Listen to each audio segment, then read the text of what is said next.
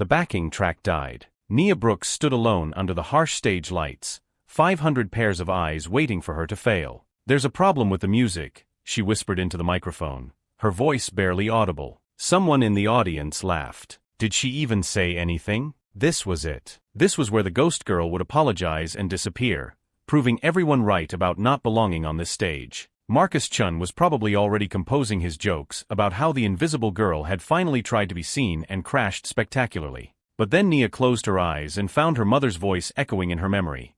Violet Brooks, who had died when Nia was 8 but had left behind something more powerful than grief. She'd left behind a voice that had been waiting 17 years to be heard. Nia stepped closer to the microphone. "Southern trees bear a strange fruit." The first words came out soft, barely more than a whisper. But there was something in them, a weight that pulled every restless shuffle, every whispered comment, every wandering attention back to the stage. They had called her Ghost Girl for 4 years, until she sang a song that made the entire room stop breathing. Even now, she wondered if anyone had noticed. Brooks, Nia Brooks. Mrs. Henderson, the drama teacher, called out from her clipboard. She pronounced it like Nia instead of Nia, the way it was supposed to sound. Nia had stopped correcting people years ago. Nia raised her hand halfway, but Mrs. Henderson had already moved on to the next name. "Ghost Girl's actually gonna perform?" The voice came from somewhere behind her. Snickers followed. Nia didn't turn around. She knew the voice belonged to Marcus Chun, who sat 2 seats behind her in AP English and had never spoken directly to her, only about her. Ghost Girl. That's what they called her when they bothered to call her anything at all. The auditorium doors burst open, and Leah Morrison swept in like she owned the place. Which, in many ways, she did. Student council president, valedictorian track, and the undisputed star of the school's award-winning choir. Her blonde hair caught the light as she surveyed the room, taking inventory of her competition. When Leah's eyes landed on Nia, they narrowed slightly. Not with recognition. Leah looked at Nia the same way people looked at furniture. Something that existed but didn't matter. "Okay, everyone." Mrs. Henderson clapped her hands. "We're running through the lineup one more time. Remember, tomorrow night is the real deal. Parents, teachers, the whole community will be watching." Her voice dropped to that conspiratorial tone adults used when they wanted to sound inspiring. "This is your chance to shine." Nia felt her stomach twist. 17 years old, and she'd spent most of them learning how to disappear. At home with Aunt Carmen, who worked double shifts at the hospital and fell asleep to old Motown records. At school, where teachers forgot her name and classmates looked through her like glass. Even in her own skin sometimes, when the weight of being unseen pressed down so heavy she wondered if she was actually there at all. But music was different. In her bedroom, with the door closed and the world locked out, Nia's voice filled every corner of the small space. It poured out of her like water from a broken dam, rich and clear and true. She sang to the photo of her mother on the nightstand, to the ceiling that had heard all her secrets, to the part of herself that only existed in those stolen moments. Her mother had sung too. Violet Brooks, who died when Nia was 8, leaving behind boxes of old records and a daughter who inherited her voice but not her courage. Violet had performed at church, at local clubs, anywhere that would have her. She'd been loud in all the ways Nia was quiet. "Nia." Mrs. Henderson appeared beside her, clipboard in hand. "I've been thinking about your performance." Nia's chest tightened. "Yes, ma'am?" "Well, honey, a solo is ambitious, especially for someone who's never performed before." Mrs. Henderson's smile was the kind adults used when they were about to disappoint you gently. "What if we moved you to backup vocals? You could support Leah during her piece. She's doing that beautiful Adele song, and I want to do my solo." The words came out softer than Nia intended, barely above a whisper. Mrs. Henderson tilted her head.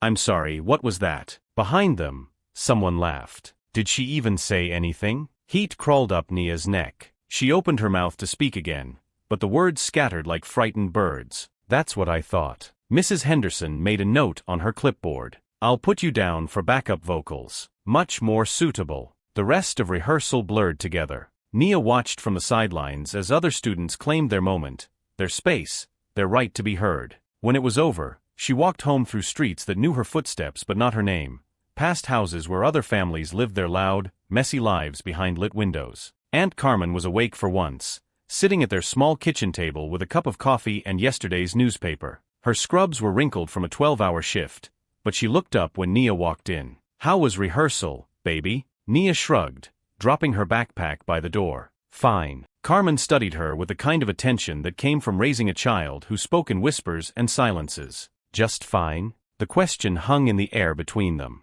Nia wanted to tell her about Mrs. Henderson, about being moved to backup vocals without being asked, about Leah Morrison and the way she looked at Nia like she was nothing, about the boy who called her Ghost Girl and the teacher who couldn't pronounce her name. Instead, she said, "I'm going to bed." But she didn't go to bed. She went to her room and sat on the floor next to her mother's old record collection. Her fingers traced the worn spines. Nina Simone, Aretha Franklin, Billie Holiday. Women who had taken their voices and made them weapons, who had sung their pain and power into the world and forced it to listen. Nia pulled out one of the records, Nina Simone's Pastel Blues, and held it like a prayer. On the back cover, Nina stared into the camera with eyes that held storms. In the liner notes, someone had written about how Nina's voice could crack hearts and heal them in the same breath. That night, Nia dreamed of her mother. Violet stood on a stage that stretched beyond the horizon, her voice carrying across an audience of millions. In the dream, Nia tried to join her, but every time she opened her mouth,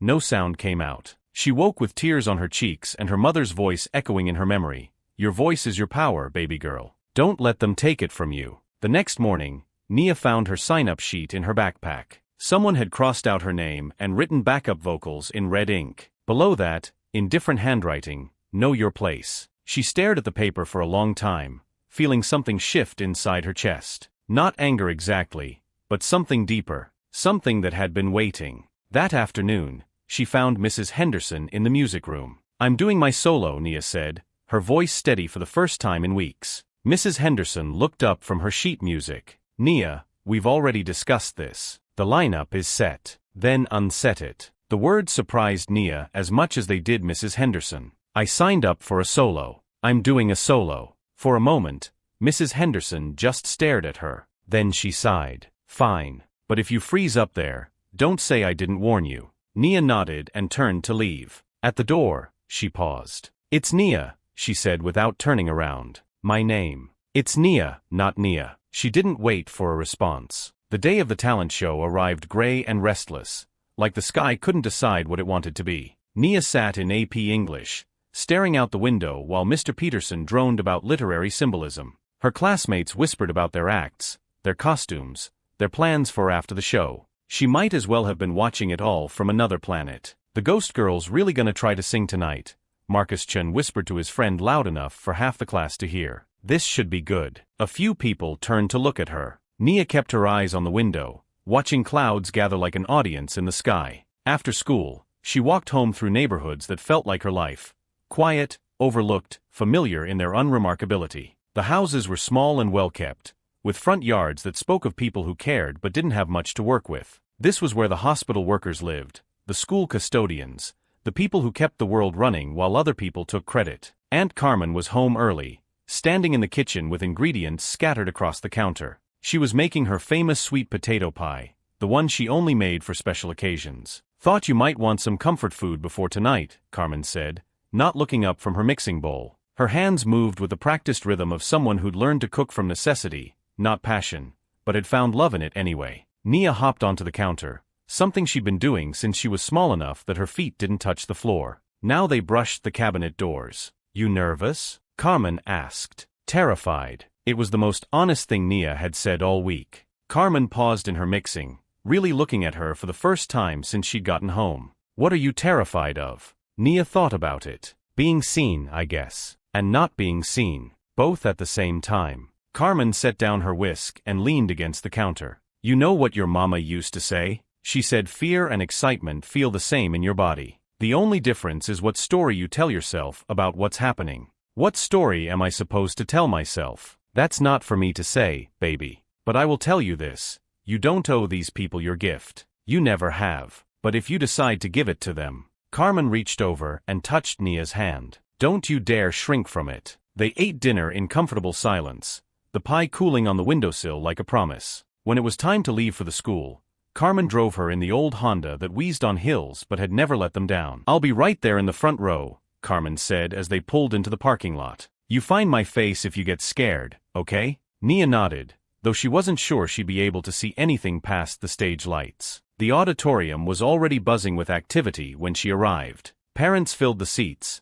cameras ready, programs rustling. Backstage was chaos, students in costume touching up makeup, practicing last-minute choreography, dealing with nerves in their own ways. Nia Morrison stood center stage for soundcheck, running through scales with the kind of confidence that came from never doubting you belonged. Her voice was technically perfect, hitting every note with precision, but there was something cold about it, Nia thought. Like looking at a photograph of fire instead of actual flames. Next, the sound technician called out. Nia stepped forward, her heart hammering against her ribs. Name? Nia Brooks. He checked his list, frowning. I don't see you down for a solo. Says here your backup vocals for Nia Morrison. There was a change. Nia's voice came out steadier than she felt. I'm doing a solo. The technician looked annoyed. Nobody told me about any changes. Lia, you know anything about this? Lia turned from where she was adjusting her microphone. Her eyes swept over Nia dismissively. She was supposed to be my backup,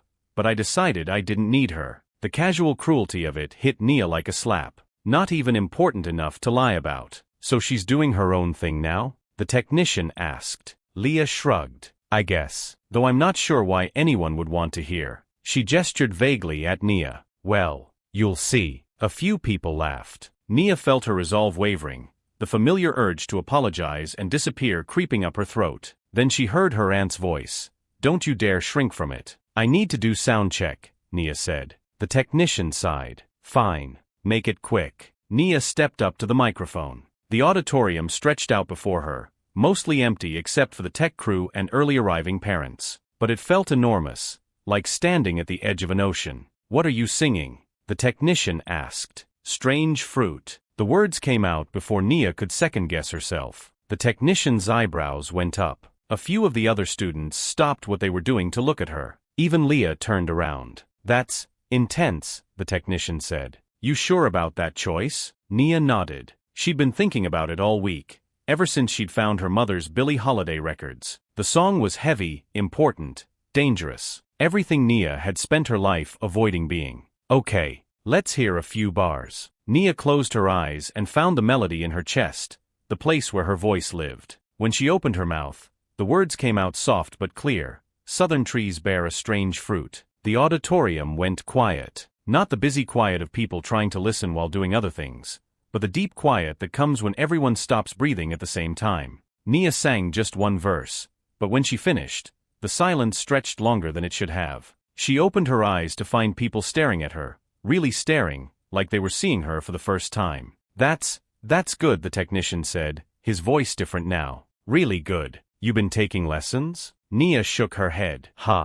Well, your levels are set. You're good to go. As she stepped away from the microphone, she caught Lia's expression. For just a moment, the practiced confidence cracked, revealing something that might have been worry. The rest of sound check passed in a blur. Nia found a quiet corner backstage and tried to calm her nerves. Students flowed around her like water around a stone, caught up in their own pre-show rituals. She pulled out her phone and scrolled through old voice memos, recordings she'd made in her bedroom when she couldn't sleep, fragments of songs that had poured out of her in the dark. There was one from 3 months ago, recorded at 2 a.m. after a particularly bad day at school. She'd been crying when she started singing, and you could hear it in her voice, raw and broken and searingly honest. She'd almost deleted it the next morning, but something had stopped her. Now, listening through her earbuds, she understood why. This was her voice without the fear, without the careful control she wrapped around it during the day. This was what her mother had sounded like in those old stories Aunt Carmen told. Like someone who had something to say and wasn't afraid to say it. 5 minutes to places. Mrs. Henderson called out. Nia's stomach dropped. Around her, the other performers gathered their props, touched up their lipstick, whispered last-minute encouragements to each other. No one said anything to her. She walked to the edge of the curtain and peeked out at the audience. The auditorium was full now, every seat taken. In the front row, she spotted Aunt Carmen, wearing her good church dress and holding a bouquet of flowers from their garden. Their eyes met across the crowd, and Carmen pressed her hand to her heart, their old signal for I love you. The show began with a dance routine that brought down the house, followed by a comedy sketch that had everyone laughing.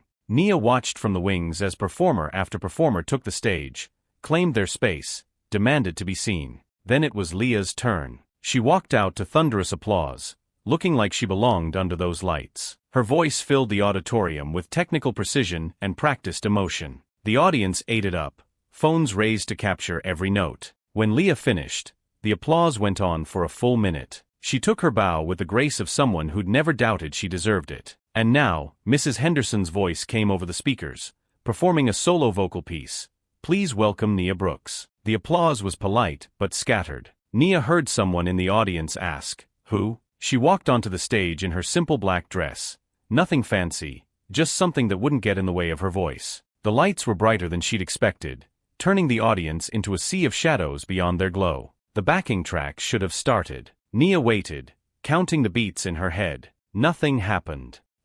She said into the microphone, her voice barely audible. I think there's a problem with the music. Shuffling sounds came from the tech booth. Someone called out, "Give us a minute." The silence stretched awkwardly. Nia stood alone on the stage, feeling exposed and small. She could hear whispers from the audience, the rustle of programs, someone's phone buzzing. This was it. This was where she would apologize and walk off, where she would prove everyone right about not belonging on this stage. Instead, she closed her eyes and found her mother's voice in her memory, singing in their old apartment while dinner cooked on the stove. Violet had never needed backing tracks or perfect lighting. She just opened her mouth and let the music out. Nia opened her eyes, stepped closer to the microphone, and began to sing. Southern trees bear a strange fruit. Blood on the leaves and blood at the root. Her voice came out soft at first, barely more than a whisper amplified. But there was something in it, a weight, a gravity that pulled the room's attention like a magnet draws iron filings. The restless shuffling in the audience stopped. Programs quit rustling. Even the person whose phone had been buzzing seemed to silence it. Nia had never sung this song for anyone before. She'd practiced it alone in her room, with only her mother's photograph for an audience. But here, under the harsh stage lights, something different was happening. The song wasn't just coming out of her, it was coming through her, carrying centuries of pain and resilience and truth. Black bodies swinging in the southern breeze. In the front row, Aunt Carmen sat perfectly still, tears streaming down her face. She'd heard Nia sing before, humming around the house or practicing in her room with the door cracked. But this was different. This was Nia stepping into the voice she'd inherited, the one that had been waiting inside her all these years. Strange fruit hanging from the poplar trees. The auditorium had gone completely silent. Not just quiet, silent in the way that happens when a room full of people collectively holds its breath. Phones that had been recording other acts were now raised again, capturing something none of them had expected. Nia could feel the change in the air, the way the energy had shifted from polite tolerance to rapt attention.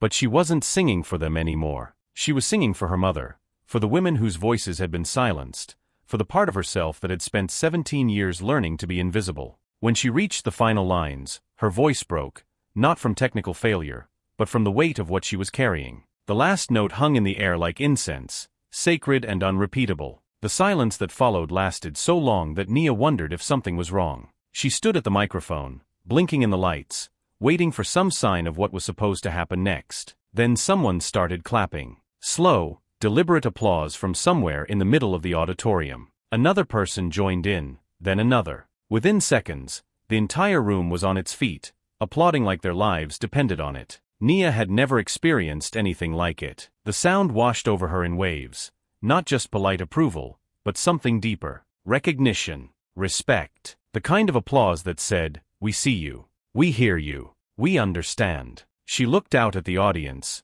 trying to process what was happening. In the front row, Aunt Carmen was crying and clapping so hard her hands must have hurt. Behind her, Nia could see faces she recognized from school, classmates who had never looked at her directly, teachers who had mispronounced her name, parents who had never noticed her in the hallways. They were all looking at her now. Mrs. Henderson appeared at the edge of the stage, tears in her eyes. That was Nia, that was extraordinary. Nia nodded, still too overwhelmed to speak. She walked off stage on unsteady legs, her heart pounding so hard she could feel it in her throat. Backstage was a chaos of congratulations and questions. Students who had never spoken to her before suddenly wanted to know where she'd learned to sing, how long she'd been performing, why she'd kept it secret. "That was incredible," said Marcus Chun, the same Marcus who had called her Ghost Girl just hours before. "I had no idea you could do that." Nia looked at him for a long moment. "That's because you never asked." The rest of the show passed in a blur. Other acts followed, but nothing could recapture the electricity that had filled the room during Nia's performance. When the final curtain fell and the winners were announced, Nia took first place by a landslide. But that wasn't what mattered. What mattered was the way Aunt Carmen hugged her afterward, whispering, "Your mama would be so proud." What mattered was Mrs. Henderson approaching her with genuine respect, apologizing for not believing in her from the start. What mattered was the video that someone had posted to TikTok before the show was even over, already racking up thousands of views and comments from people who understood the power of what they just witnessed. Most of all, what mattered was the way Nia felt walking off that stage, not invisible anymore, not silent, but fully, completely, undeniably present. For the first time in her life, she had used her voice not to whisper or disappear, but to fill a room, to command attention, to speak truth in a way that couldn't be ignored. As she changed out of her performance dress in the empty auditorium bathroom, she caught sight of herself in the mirror. The same face she'd seen every morning for 17 years, but different somehow. There was something in her eyes that hadn't been there before, a recognition of her own power, her own worth. She thought about her mother's records waiting at home, about all the songs still inside her waiting to be sung. She thought about the video that was probably spreading across the internet, carrying her voice to people she'd never met, in places she'd never been. But mostly, she thought about tomorrow. About walking into school as someone who had been seen, who had been heard, who had claimed her space in the world and refused to give it back. "Nia?" Aunt Carmen's voice echoed in the empty bathroom. "You ready to go home, baby?" Nia looked at herself one more time in the mirror, straightened her shoulders, and smiled. "Yes," she said, her voice clear and strong. "I'm ready." Nia woke up to her phone buzzing like an angry bee. She'd forgotten to silence it the night before, exhausted from the adrenaline crash that followed her performance. Now, at 6:47 a.m. on a Saturday, it wouldn't stop. The first notification was from TikTok, then Instagram, then Twitter, Snapchat, and apps she didn't even remember downloading. All of them lighting up with the same message: "You're tagged in a video." She sat up in bed, squinting at the screen. The video was titled "Girl Breaks the Internet with Her Voice at High School Talent Show," and it had been posted 8 hours ago by someone named at Jess_captures_moments. The view count made Nia's stomach drop. 1.4 million views. 1.4 million people had watched her sing. The comments were a river of amazement, praise, and questions. Who is she? That gave me chills. This is what real talent looks like. Share this everywhere. This girl needs to be discovered. Mixed in were the inevitable cruel comments, people questioning everything from her song choice to her appearance. But they were drowned out by waves of support from strangers who had been moved by what they'd seen. Her phone rang. "Aunt Carmen. Baby, you seen the internet this morning?" "I'm looking at it now." Nia's voice came out hoarse with sleep and shock. "Channel 7 wants to interview you. And someone from a record label called the house phone.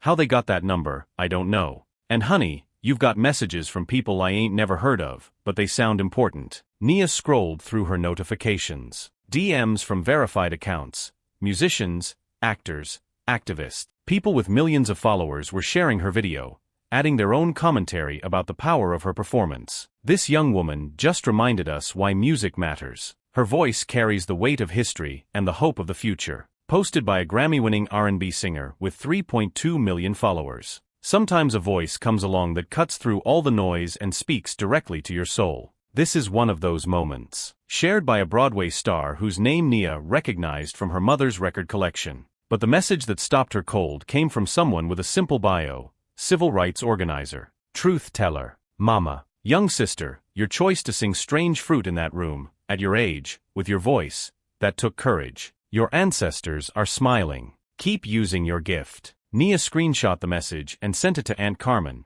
then put her phone face down on the nightstand. She needed to think, to process what was happening. But the buzzing continued, relentless as summer rain. By noon, the local news van was parked outside their house. "We don't have to do this," Carmen said, peeking through the living room curtains. "You don't owe these people anything." But Nia found herself curious. She'd spent 17 years being invisible. What would it feel like to be seen on purpose? The interview was brief and surreal. The reporter, a polished woman in a bright red blazer, asked questions about Nia's overnight success and her plans for the future. Nia answered honestly. She didn't know what came next. She'd never performed publicly before. She just loved to sing. "What made you choose such a challenging song?" the reporter asked. Nia thought about her mother's records, about the nights she'd spent listening to Billie Holiday and Nina Simone, about the weight of carrying forward voices that had been silenced. It chose me, she said finally. Some songs are too important to leave unsung. The interview aired that evening.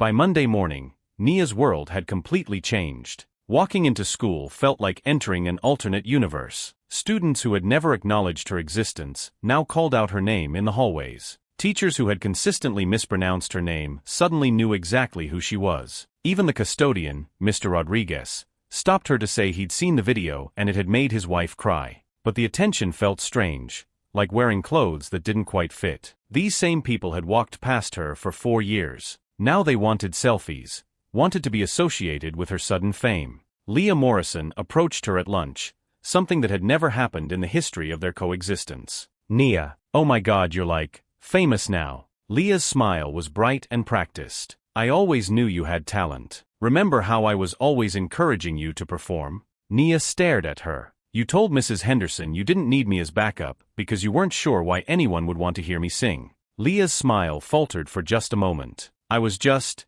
trying to push you to find your own spotlight. You know, I believed in you." Several students had gathered around, phones out, recording the interaction. Nia realized this would probably end up online too, Leah trying to rewrite history, claiming credit for supporting someone she dismissed. "Thank you," Nia said quietly, "but we both know that's not true." She walked away, leaving Leah standing in the cafeteria with her rehearsed explanation crumbling. The rest of the week was a whirlwind. Interview requests from podcasts, radio stations, morning shows, offers from talent agents and record labels. College scouts who had never heard of her small town suddenly interested in her academic records. Through it all, Nia tried to stay grounded. She still did her homework, still helped Aunt Carmen with groceries, still spent her evenings listening to her mother's records. But something fundamental had shifted. She'd tasted what it felt like to use her voice as power, and there was no going back. On Friday afternoon, she found herself alone in the music room after school.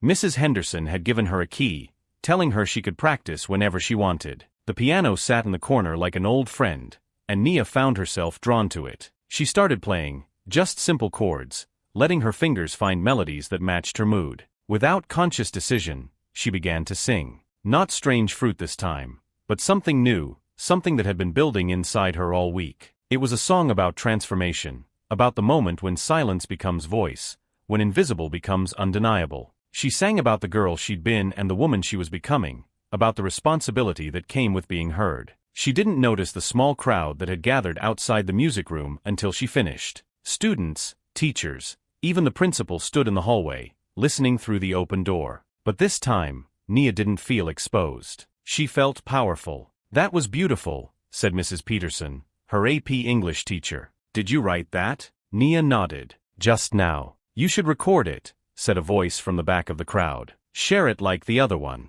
Nia considered this. The viral video had been someone else's decision, someone else's camera capturing a moment she hadn't expected to share. But maybe it was time to take control of her own narrative. She pulled out her phone, set it on the piano, and started recording. "This is for everyone who's still finding their voice," she said to the camera. "It's okay to start quiet, but don't stay there forever." She played the song again, her voice filling not just the room but the space she'd carved out for herself in the world. When she finished, she looked directly into the camera. "My name is Nia Brooks, and I'm just getting started." She posted the video that night. By morning, it had 2 million views. 3 months later, Nia stood in another auditorium, but this one was different. Grander, older, with the kind of history that seemed to seep from the walls. The Berklee College of Music had flown her out for a scholarship interview, one of dozens of opportunities that had emerged from her viral moment. But she wasn't nervous the way she'd been at the talent show. That girl, the one who had apologized for taking up space,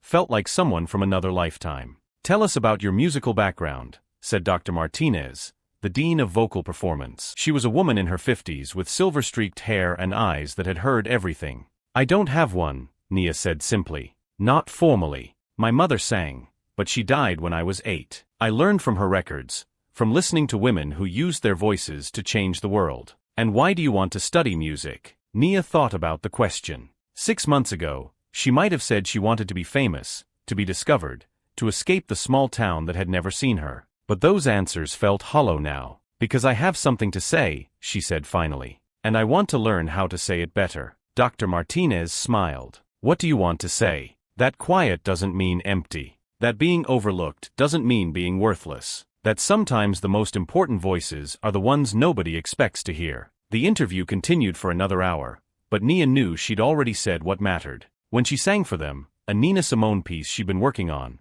the room filled with the same electric silence she remembered from that first night on stage. Flying home, she looked out the airplane window at the patchwork of small towns below, each one containing its own invisible girls, its own quiet voices waiting to be heard. Her phone was full of messages from record labels, managers, and agents, all promising to make her a star. But stardom wasn't what she wanted anymore. She wanted something more difficult and more important. She wanted to matter. Back home, life had settled into a new rhythm. She still lived with Aunt Carmen, still attended her small-town high school, still faced the daily challenge of teenagers who couldn't decide if they were proud of her success or resentful of it. But now she had something they couldn't take away: the knowledge of who she was when she stepped into her power. The music room had become her second home. Students would sometimes gather outside during her practice sessions, not to mock or dismiss, but to listen. She'd started teaching some of them, sharing techniques she'd learned from online tutorials and vocal coaches who had reached out after seeing her videos.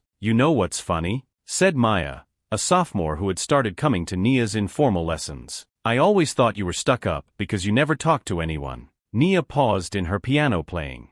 "What do you mean? Like you seemed so above it all, you know? But now I realize you were just protecting something precious. Your voice, your music, yourself." Maya's words stayed with Nia long after the girl had left for her next class. She'd never considered that her silence might have been interpreted as superiority rather than insecurity. Maybe that was the thing about being invisible.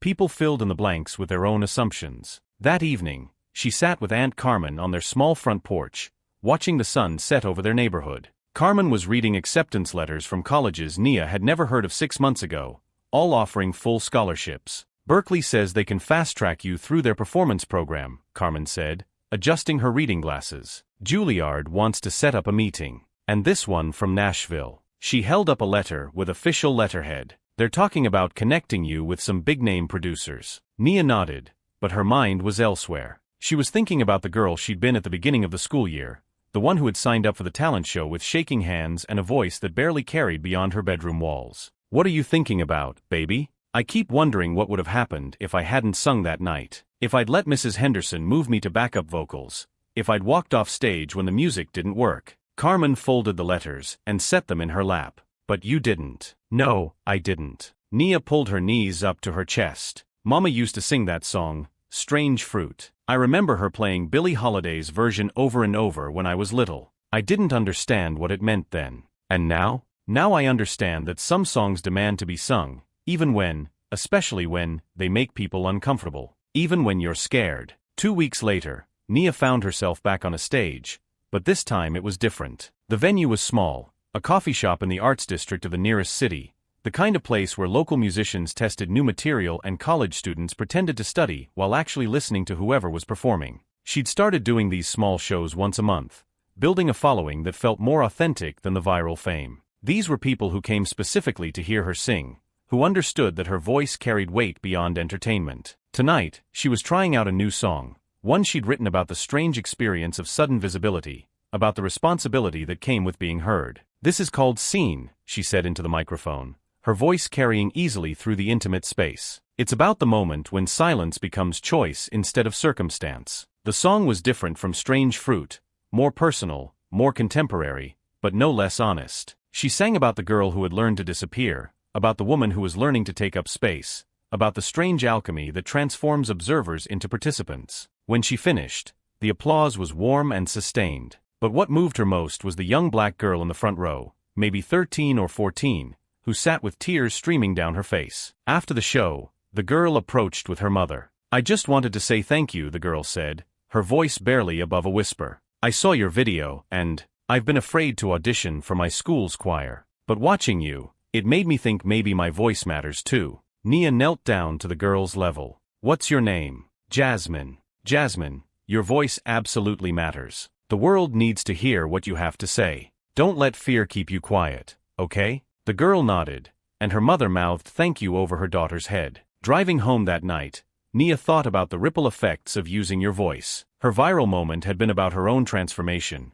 but it had apparently given permission to others to find their own voices, to take up their own space. She thought about the messages she received daily from young people who had been inspired to audition, to perform, to speak up in ways they never had before. She thought about the responsibility that came with that influence. At home, she found Aunt Carmen asleep on the couch with one of the college brochures open on her chest. Nia covered her with a blanket and quietly made her way to her room. Her mother's photograph sat on the nightstand, as it had every night for the past 9 years. But now, when Nia looked at it, she saw something different. Not just the woman who had died too young, but the legacy she'd left, a voice that had been passed down, waiting for the right moment to emerge. Nia picked up her guitar and began to play softly, singing a lullaby her mother used to hum when she was small. Her voice filled the room, no longer contained by fear or doubt, but expansive with possibility. 6 months ago, they had called her Ghost Girl, as if being quiet made her less than real. But ghosts, Nia had learned, were just spirits with unfinished business. And her business, the work of using her voice to open doors for others, to speak truths that needed speaking, to transform silence into power, was just beginning. Outside her window, the world slept on, unaware that in a small room in a small town, a young woman was planning how to use her voice to wake it up. The next morning brought news that would change everything again. Rolling Stone wanted to do a feature story. A major record label was offering a development deal. A documentary filmmaker wanted to follow her journey. But the message that mattered most came from Jasmine's mother, a video of her daughter auditioning for her school choir, her young voice clear and strong, claiming her space in the world. Nia watched the video 3 times, remembering what it felt like to find your voice after years of silence. She thought about all the quiet girls who were still waiting for permission to be heard, all the voices that had something important to say if only they could find the courage to say it. She opened her laptop and started typing. 6 months ago, I was invisible. Not because I chose to be, but because I thought that's what I was supposed to be. I thought quiet was the same as worthless, that taking up space meant taking something away from someone else. I was wrong. Your voice matters. Your story matters. Your right to be heard is not contingent on anyone else's permission. To every girl who has been told she's too quiet, too loud, too much, or not enough, the world needs what you have to say. Don't wait for someone else to hand you the microphone. Find your stage, even if it's just your bedroom mirror. Sing your song, even if your voice shakes. Especially if your voice shakes. My name is Nia Brooks. I used to be invisible. Now I'm not. And neither are you. She posted the message across all her social media platforms, then closed her laptop and picked up her guitar. There were songs to write, voices to encourage, stages to claim. The girl who had once apologized for existing was gone. In her place stood a young woman who understood that being heard was not just a privilege, but a responsibility. To herself, to her mother's memory, and to every quiet voice still waiting in the wings. She began to sing, her voice carrying through the house, through the neighborhood, through the invisible networks that connected every dreamer to every other dreamer who had ever dared to break their silence. They had said she was too quiet. But maybe, Nia thought as her voice soared toward the ceiling, quiet was just another word for potential. And potential, once unleashed, could change everything. They told her she was too quiet. But maybe it wasn't silence. Maybe it was a storm waiting to be heard. And when it finally broke, it rewrote the entire room.